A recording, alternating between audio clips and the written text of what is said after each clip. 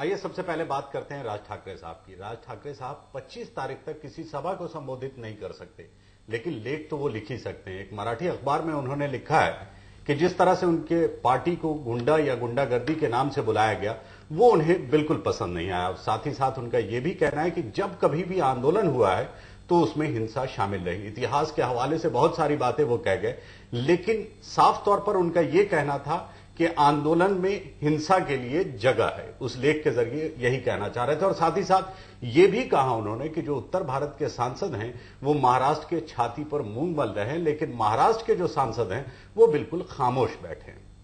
और आज हम इस पर भी चर्चा करेंगे। इसके अलावा भी बहुत सारी बातें होंगी। और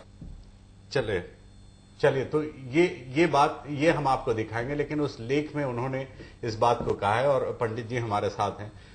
सर, राजनीति का भविष्य, क्योंकि सभी लोग ये कह रहे थे कि ये जो हो रहा है ये भविष्य में बेहतर नहीं है। जी जी। और उसकी भविष्यवाणी हम आपसे कराना चाहते हैं कि क्या वाकई में ये भविष्य में बेहतर नहीं है। और दूसरी बात ये कि राज ठाकरे साहब जिस तरह की बातें कह रहे हैं, हालांकि उन्होंने हवाले से कहा, इतिहास के हवाले से कहा है कि जब कभी भी आंदोलन हुआ है उसमें हिंसा हुई है, लेकिन उनके पार्टी को जिस तरह से गुंडा या उनके कार्यकर्ताओं को गुंडागर्दी के नाम से बुलाया गया वो बिल्कुल उन्हें पसंद नहीं है। हम इस पर बात नहीं करते आपसे, लेकिन हम ये बात कर रहे हैं कि महाराष्ट्र नवनिर्माण सेना जो पार्टी है उसका भविष्य क्या होगा। देखिए, ऐसा है कि हमारे बहुत ही चर्चित शो आरकेबी में इसके बारे में बहुत बार चर्चा हुई है। आज फिर उसके ऊपर जब हम चर्चा करते हैं तो सबसे पहले हम राज ठाकरे साहब की कुंडली का अध्ययन करते हैं। अशरफ जी, राज ठाकरे की कुंडली में गुरु की महादशा चल रही है। और जब उन्होंने महाराष्ट्र नवनिर्माण सेना का गठन किया, उस सेना के गठन के समय के ऊपर भी हमने उस कुंडली का अध्ययन किया और बहुत बार अपने दर्शकों के उस कुंडली का अध्ययन करके उसके ऊपर 9 ग्रह और 12 राशियों का वर्णन किया। और जब हम इन दोनों कुंडलियों को क्लब करते हैं तो इस बात में कोई दो राय नहीं कि गुरु की महादशा कहीं ना कहीं राज ठाकरे को आने वाले दिनों में एक हीरो के रूप में उभारेगी। आज जिस तरह से वो चर्चित हुए हैं, जिस तरह से उनकी पब्लिसिटी हुई है, या जिस तरह से उनका राजनीतिक कद, चाहे वो किस तरीके से भी बड़ा हो, यानी अच्छे तरीके से बड़ा हो या बुरे तरीके से बड़ा हो, मैं तो कुंडली के माध्यम से उसमें नहीं जाऊंगा, मगर कहीं ना कहीं उनका राजनीतिक कद बहुत बड़ा है। और आगे आने वाले दिनों में उन ऐसा कह लीजिए कि 12 मार्च को शुक्र जो है वो कुंभ राशि में चले जाएंगे।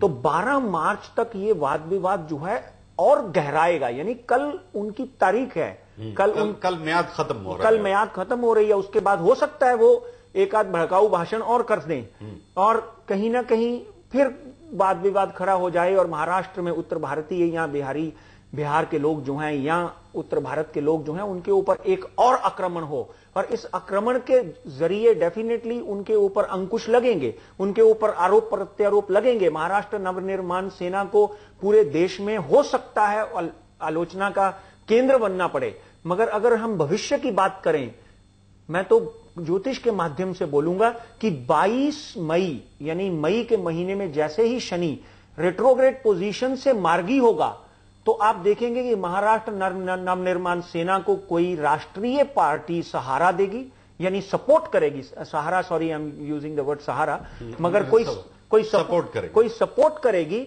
और उस सपोर्ट के जरिए महाराष्ट्र नवनिर्माण सेना का कद महाराष्ट्र की राजनीति में अचानक उभर कर सामने आएगा। और मैं आरकेबी शो के माध्यम से बहुत बार बोल चुका हूं कि अगले 5 सालों के बाद महाराष्ट्र नवनिर्माण सेना के अलावा, राज ठाकरे के अलावा इस राष्ट्र में राजनीतिकरण या सत्ता के ऊपर काबिज होने के लिए किसी भी पार्टी को इस पार्टी के साथ होना पड़ेगा। चलिए, ये बात तो सही है, लेकिन जिस तरह की गहमा गहमी, जिस तरह का राजनीतिक उथल पुथल चल रहा है, जिस तरह का माहौल बना हुआ है, जी जी। ये कब जाके शांत होगा, जरा आप ये इसकी भविष्यवाणी देखिए। ये 22 मई में शनि जो है इस वक्त वक्री चल रहे हैं। शनि और केतु, ये बात मैं महाराष्ट्र नवनिर्माण सेना के अध्यक्ष राज ठाकरे को भी ये बोलना चाहूंगा कि इस बात को बहुत ज्यादा जितना भी तूल दे रहे हैं, ज्योतिष के माध्यम से एक परामर्श है, एक सलाह है उनके कि वो अपनी सुरक्षा का बहुत ध्यान रखें, फूक फूक कर कदम रखने वाली बात है। 22 मई यानी मई को शनि रेट्रोग्रेड पोजीशन से बाहर आ जाएंगे।